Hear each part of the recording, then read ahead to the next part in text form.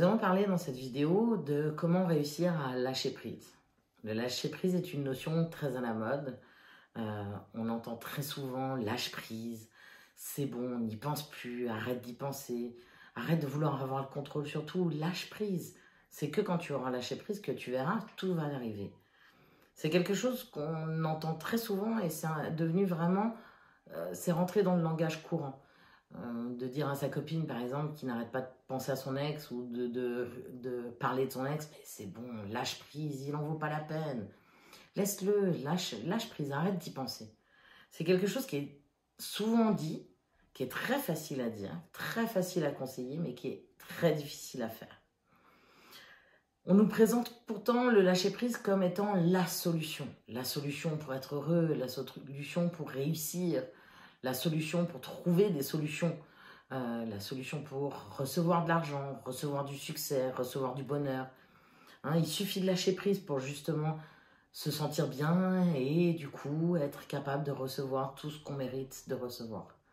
Il y a beaucoup de littérature, il y a beaucoup de livres, de stages, d'ateliers, de psychothérapeutes, de plein de formations par rapport au lâcher prise. C'est quelque chose qui est très employé comme mot et qui est la solution pour se sentir bien et pour concrétiser ce qu'on a envie de concrétiser. Alors moi je trouve ça super sympa comme mot et c'est très chouette comme mot. Maintenant, le problème de ce mot, c'est que souvent quand on entend lâche prise, c'est bon, c'est le lâcher prise qui va nous permettre de, c'est comme si on bloque par rapport à quelque chose et que la seule solution c'est d'arrêter de bloquer. Donc on lâche prise, hop, on débloque. C'est facile à dire, c'est difficile à faire. Et le problème, c'est que souvent, derrière ce mot lâche prise, on va rencontrer une grosse maîtrise du mental. Le mental, tel qu'on le définit dans Hodge, c'est-à-dire le mental, celui qui nous coupe du moment présent, qui nous coupe de nos émotions et qui nous coupe de la personne que l'on est.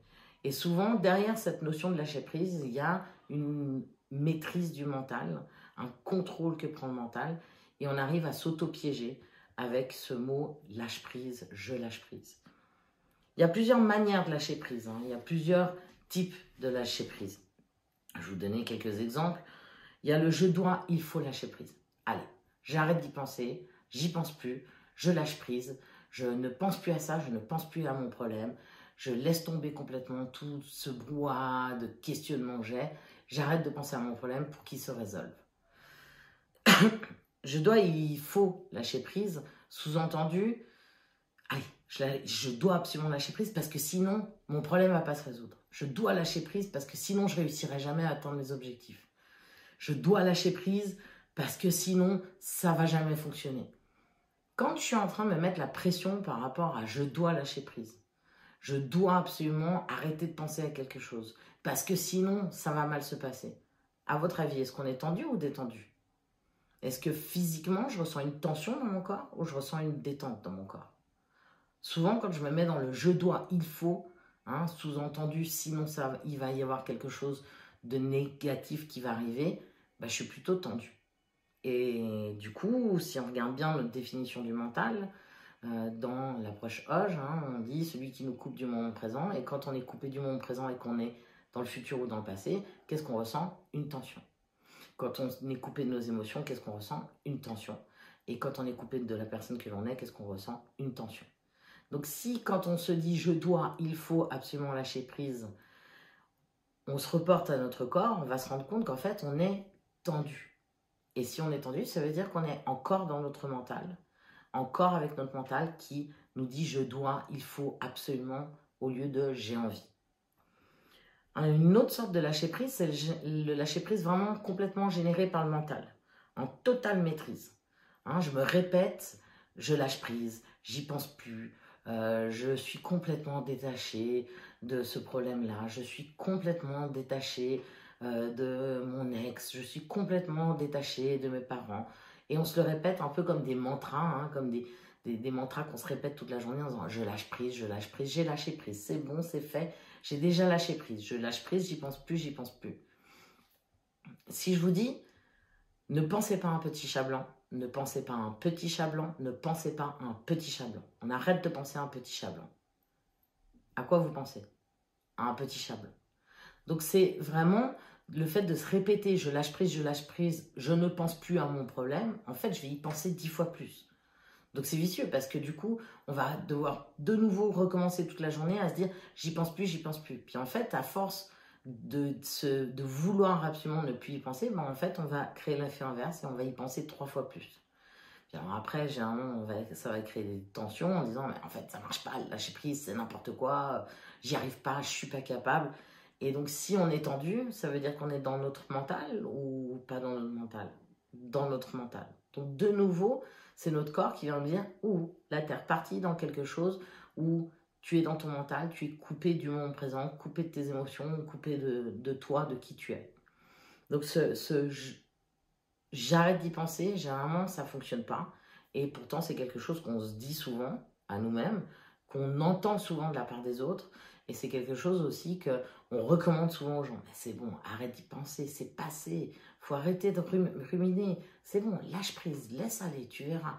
Mets-toi à distance de tout ça. Hein, et en fait, ça fonctionne généralement rarement. Et ça nous crée des tensions, signe que notre mental est là. Un dernier lâcher-prise, qui est peut-être le lâcher-prise un peu le plus sournois, c'est le lâcher-prise qu'on promet à quelqu'un. Hein, je suis pas bien avec un problème, je passe mon temps à ressasser, à ruminer mon problème, à avoir toutes ces pensées liées à ce problème en permanence dans ma tête. Et j'ai la personne qui est la personne, je sais que quand elle me donne des conseils, c'est dans la bienveillance, c'est pour moi, c'est pour mon bien. Cette personne-là, elle va me dire, bon, écoute, lâche prise par rapport à ça. Promets-moi que tu vas arrêter de bloquer là-dessus. Promets-moi que tu vas arrêter d'écrire à ton ex. Promets-moi que tu vas arrêter de parler à cette personne-là ou que tu vas arrêter de t'inquiéter par rapport à l'argent ou que tu vas arrêter, en gros, de bloquer sur cette chose-là. Et on sait que c'est pour notre bien. Alors on va dire, ouais, t'as raison, maintenant je lâche prise. Le problème, c'est qu'en fait, à l'intérieur, on lâche pas du tout prise. On continue à pas avoir la solution pour justement arrêter d'y penser et que malheureusement, bah, cette personne-là, que ce soit notre psy, notre meilleur ami, nos parents ou notre conjoint ou notre conjointe, bah, le problème, c'est qu'on lui a fait la promesse. Donc, on va s'interdire de parler de ça, d'y penser et en fait, on va être dans une tension énorme et dans un jugement monstrueux à l'idée de se dire mais je tiens pas à ma promesse, je suis même pas capable de faire ça. Pourtant, je sais que la personne m'a dit que c'était la solution. Et je sens que ce serait la solution d'arrêter de penser à mon problème pour être mieux. Le problème, c'est que je pense à mon problème et c'est ce qui me rend pas bien. Donc là, on est un petit peu dans quelque chose qui est un petit peu vicieux.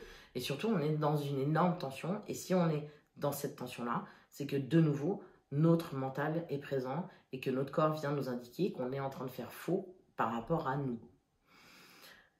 Si on regarde bien aussi, quelles sont les choses par rapport auxquelles on va se demander de lâcher prise? C'est souvent des choses par rapport des problématiques ou des choses par rapport auxquelles on a tout essayé. On a cherché des solutions qu'on n'a pas trouvées. On a essayé de faire changer les choses.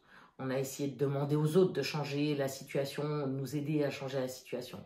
On a tourné la chose dans notre cerveau des milliards de fois, des centaines de fois. On a essayé vraiment de faire bouger les choses et que ça ne bouge pas. Et rien n'a bougé. Et donc, la seule solution, en fait, quand on a tout essayé de faire, c'est de faire quoi? Bah, d'essayer de lâcher prise. Hein, et puis, c'est souvent le conseil qu'on va nous donner à ce moment-là. C'est souvent, on essaie de lâcher prise par rapport à quelque chose qui nous a légèrement peut-être créé des émotions. Peut-être une frustration de ne pas pouvoir contrôler, une frustration de ne pas réussir. Donc, plutôt colère, joie, tristesse. Hein, c'est souvent les choses qui vont nous générer de la colère. Parce qu'on n'y arrive pas, on se sent impuissant, on n'a pas le contrôle, on n'a pas la maîtrise, ou par rapport à des choses qui nous déplaisent dans l'instant, j'aime pas ça, donc j'ai envie de changer, j'ai envie de trouver des solutions pour modifier ce que je suis en train de vivre maintenant. Donc, à un moment donné, j'ai eu beau tout essayer, la seule chose qui me reste à faire, c'est de lâcher prise, de plus y penser, ou de me voir et imaginer que ça y est, ça ne m'atteint plus, ça ne me touche plus. Donc en fait, on est souvent en train de mettre ce terme de lâcher prise par rapport à quelque chose qui en fait nous génère des émotions. Plutôt que d'aller justement voir quelles sont nos émotions, on va se mettre dans un espèce de truc où on va mettre dans une bulle notre problème, où on va essayer d'encapsuler ça et de le mettre très très loin de nous pour arrêter d'y penser parce que c'est d'y penser qui nous fait mal, mais en même temps c'est notre problème qui nous fait qu'on y pense, etc. Donc on va essayer de mettre un peu une couche de distance ou d'anesthésie par rapport à en fait quelque chose qui nous génère des émotions. Et c'est là où le lâcher prise peut devenir dangereux ou compliqué, ou en tout cas être de nouveau un mot qui nous éloigne de nos émotions et de ce qu'on ressent de nous en fait. On va prendre un exemple concret d'une personne que j'ai rencontrée au cabinet, qui est donc Samuel, qui a 30 ans, et qui vient me voir parce qu'en fait, il supporte plus son travail. Il est à la limite du burn-out, selon ses mots. Et en fait, il trouve pas de solution pour se sortir de cette situation qui le ronge depuis maintenant bientôt une année. Donc ça fait 7 ans qu'il est serveur dans un restaurant familial à la base, un restaurant dans lequel il y avait une bonne équipe, il aimait beaucoup son travail. Et il y a une année, en fait, le restaurant a changé de gérance et changé de propriétaire. Ils ont gardé l'équipe, mais ça se passe pas du tout bien entre lui et la nouvelle gérante. Il supporte plus son métier, il dort plus la nuit, il a de la peine à s'endormir, il se réveille souvent la nuit transpirant, il fait des cauchemars, il a l'impression qu'il est épuisé en permanence, qu'il est irritable, et surtout, il a cette envie, du coup, il en arrive à la conclusion que c'est lié à son travail, il le sait très bien, il connaît le problème. Le problème, c'est que ça se passe pas bien au travail. Maintenant, s'il démissionne, il sait aussi qu'il n'aura pas le droit au chômage. Il sait pas non plus ce qu'il veut faire à la place de ce métier-là. Et puis, il se rend compte aussi que ce métier, avec son envie de créer une famille un jour, c'est compliqué, les horaires. Et du coup, il a vraiment envie d'en profiter pour changer de voie. Mais même s'il a 1000 idées à la minute toute la journée, il aura envie de faire plein de choses. Mais en fait, en définitive, il ne sait pas du tout quoi faire. Il est complètement perdu par rapport à qu'est-ce qu'il pourrait faire comme autre métier. Il regrette aussi beaucoup le fait il se juge beaucoup, il regrette beaucoup le fait qu'il n'ait pas fait de diplôme, qu'il soit lancé justement très tôt dans la restauration, parce qu'il aimait faire la fête, parce qu'il trouvait ça chouette, et puis en fait il n'a pas du tout fait de diplôme dans ce domaine-là. Il a commencé assez jeune, donc il regrette beaucoup en se disant mais si au moins j'avais un diplôme, je pourrais peut-être changer de métier, je pourrais peut-être faire autre chose. Et puis la perspective de faire une formation, faut la payer. Donc faire une formation avec ses horaires, c'est pas possible. Donc il est vraiment bloqué complètement dans ce mal-être et dans ce problème où en fait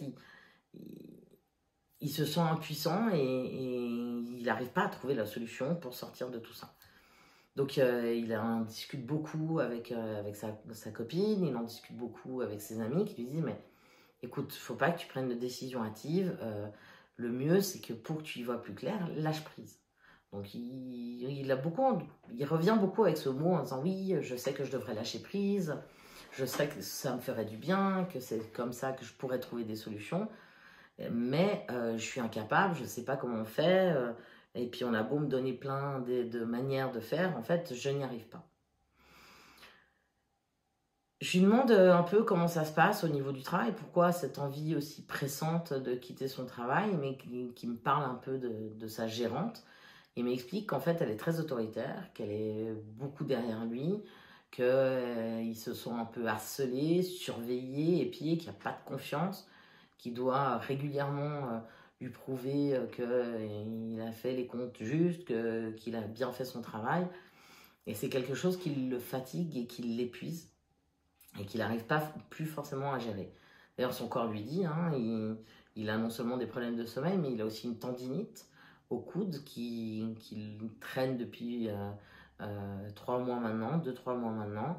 Il a mal au dos, donc il commence aussi à avoir des symptômes physiques où son corps lui dit que il y a quelque chose qui le fait faux.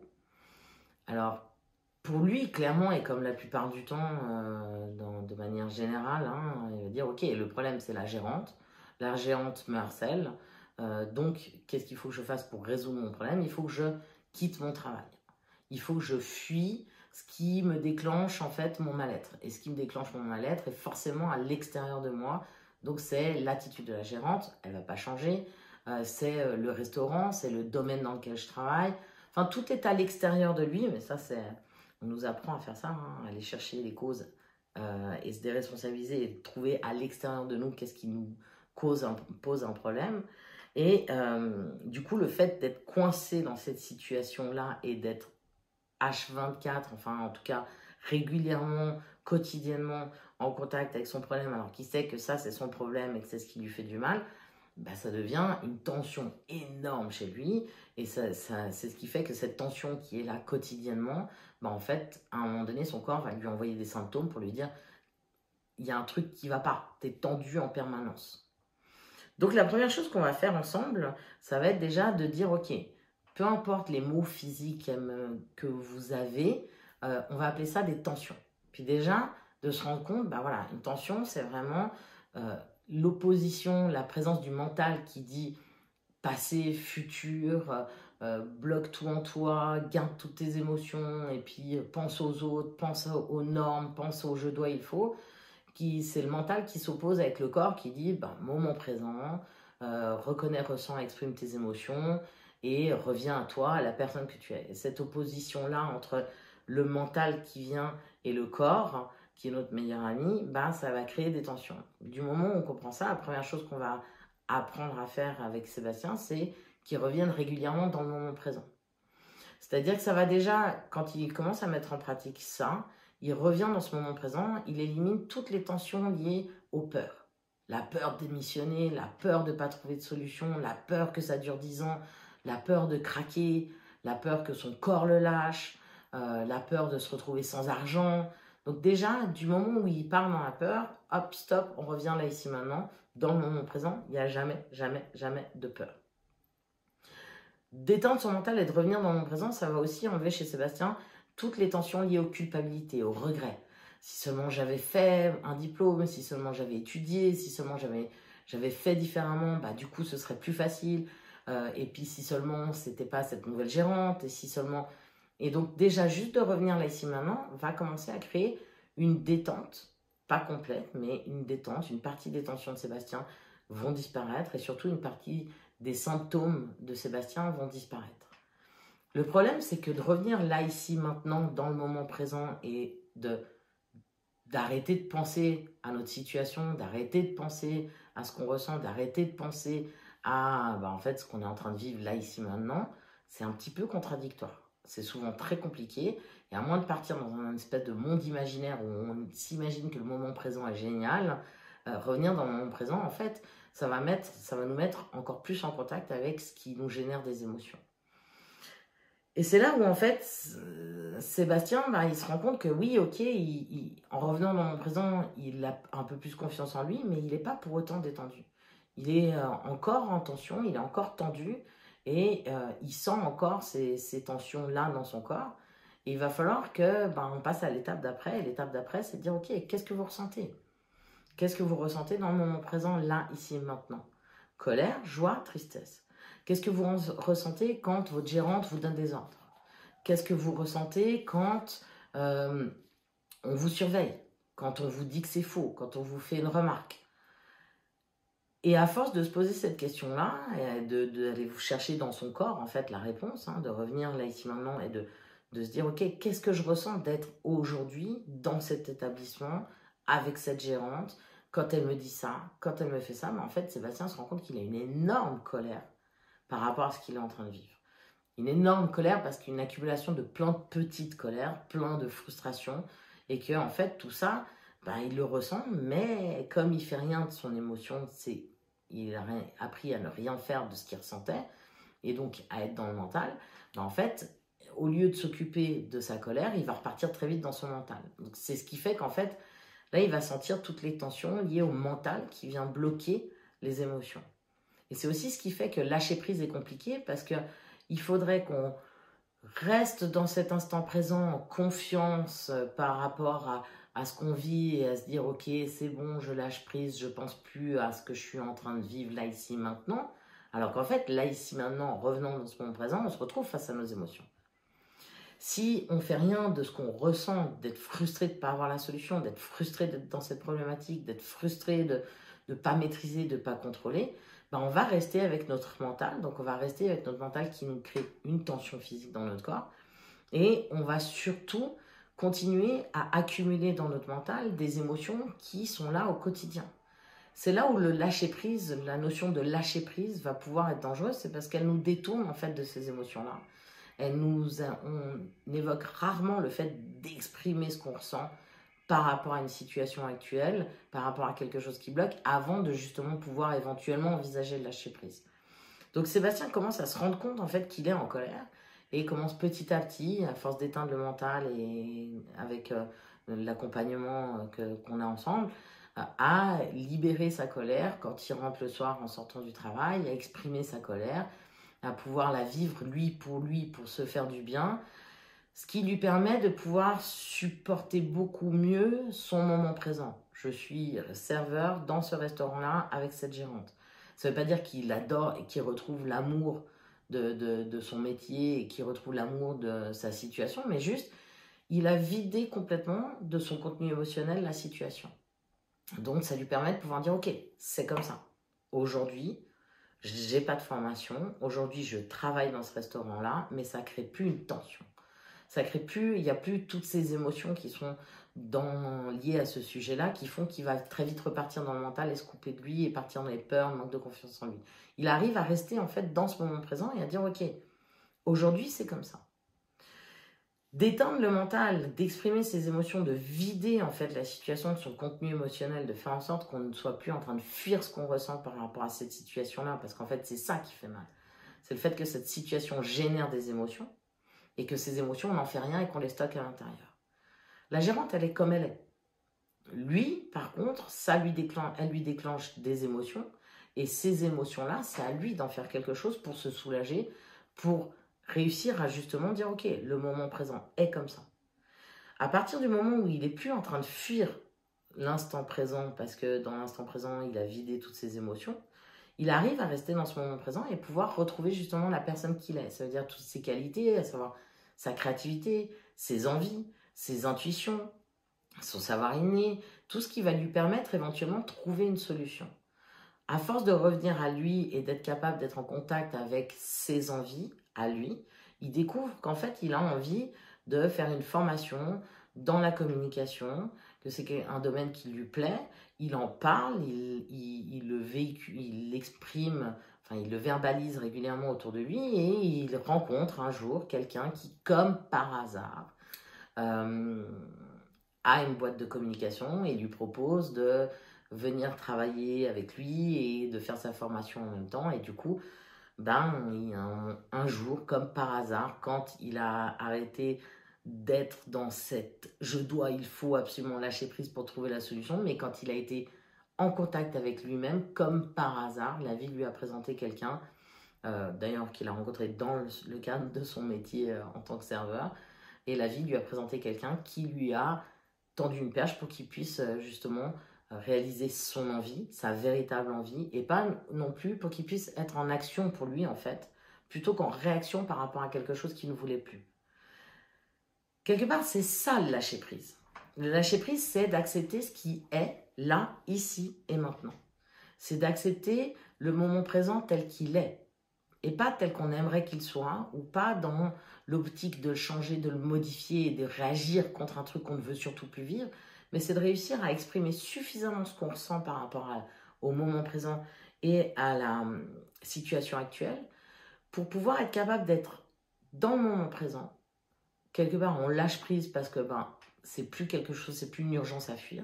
On réussit à être dans le moment présent détendu et du coup, on va trouver toutes les qualités qu'il y a en nous. On va être en contact avec nos qualités qui vont nous permettre éventuellement soit de trouver une solution, soit de rester ouvert à ce que la solution, elle arrive à nous. Parce que parfois, on ne la trouve pas. C'est souvent des hasards qui font qu'on va trouver une solution, qu'une solution va nous être amenée.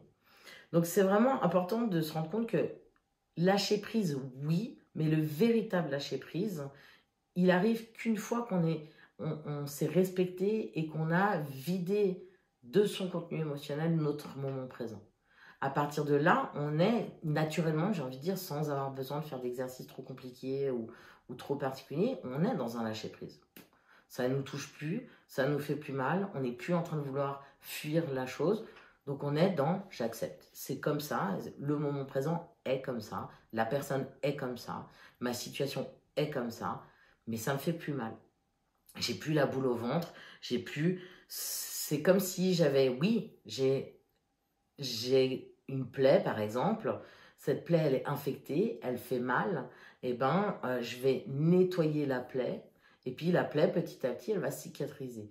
Alors, j'ai pas oublié ce qui se passait. J'ai conscience que je me suis coupée et je vois toujours ma cicatrice, mais ça fait plus mal. C'est vraiment cette optique-là, et c'est ça, quelque part, le véritable lâcher-prise.